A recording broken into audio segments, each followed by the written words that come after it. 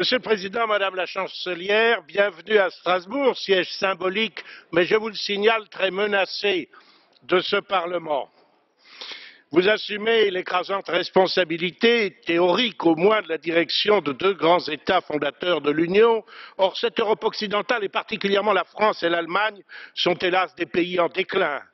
Déclin démographique, économique, social, culturel, politique, spirituel. Et Monsieur Hollande, ce n'est pas le fait des souverainistes. En voyant ce midi Sa Majesté le roi d'Espagne, je pensais par devers moi que la première des grandes guerres civiles européennes à avoir opposé nos nations fut précisément en 1870 la candidature d'un prince Hohenzollern au trône d'Espagne. Il est bon, on l'a répété à satiété, que ces conflits se soient apaisés.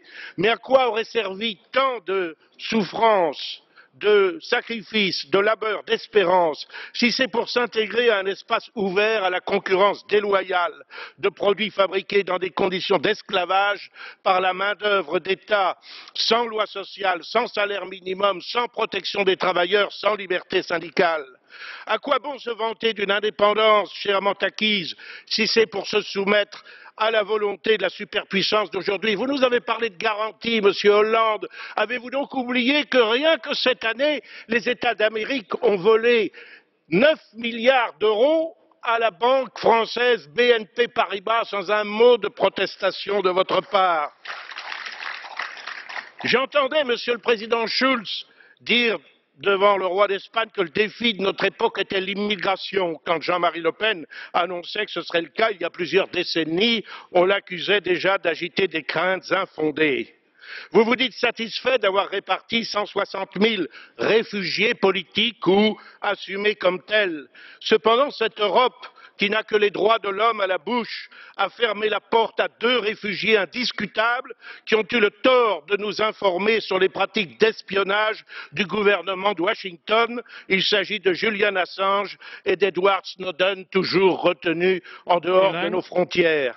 Jamais, depuis l'abolition théorique des frontières, on a construit autant de murs, de clôtures et de barbelés. L'incohérence est partout, comme sur le plan international.